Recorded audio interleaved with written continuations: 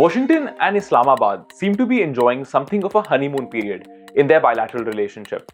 Since the removal of Imran Khan as Prime Minister, America has approved a $450 million package for Pakistan's aging F-16 fighter fleet.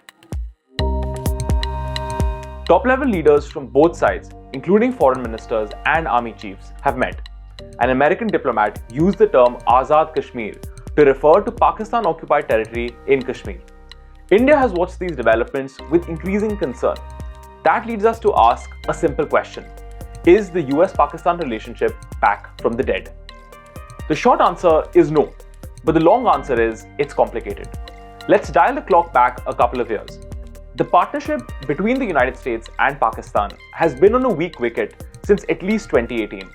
During that year, President Donald Trump suspended military aid to Pakistan.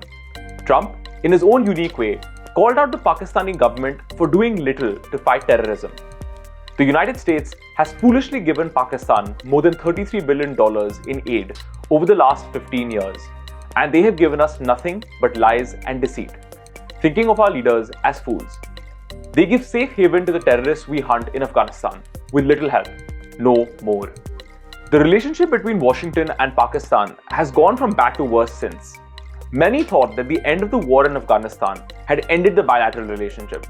Even as American forces left Kabul, leaders angrily demanded to know about Pakistan's cozy relationship with the Taliban. General Mark Milley, America's senior-most soldier, said that we need to fully examine the role of Pakistani sanctuary in understanding how the Taliban prevailed in Afghanistan. 22 Republican senators even proposed a bill calling for Afghanistan's new Taliban government to be sanctioned, along with governments that have supported the group.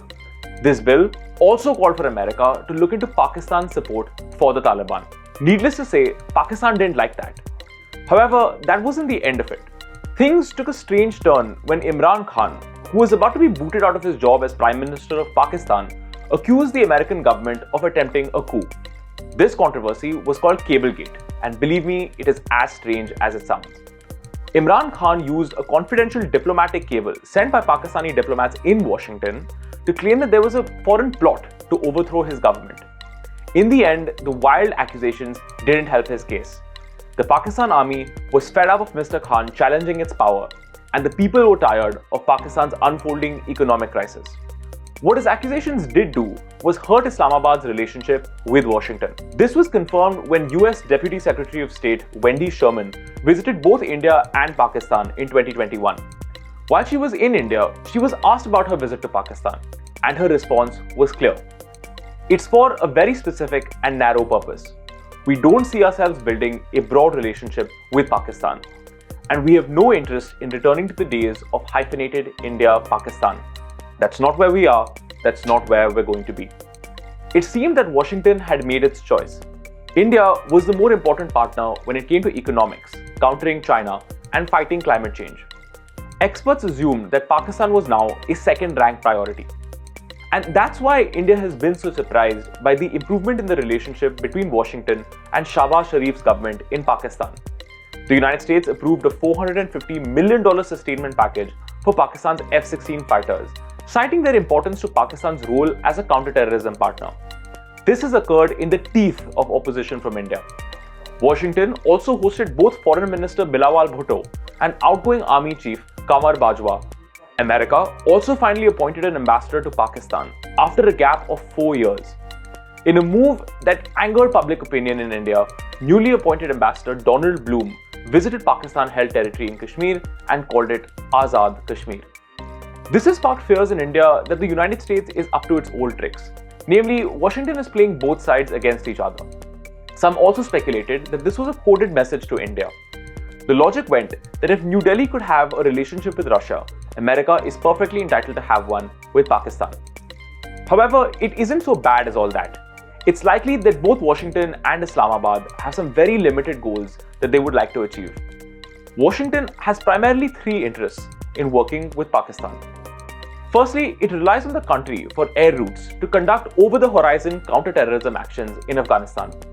Many speculate that the recent killing of terrorist leader Ayman al-Zawahiri in a drone strike required the use of Pakistani airspace.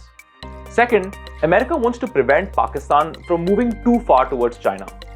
Beijing is now Pakistan's key economic and security backer and enjoys a much stronger reputation among Pakistan's citizens than the United States. This also explains the F-16 decision.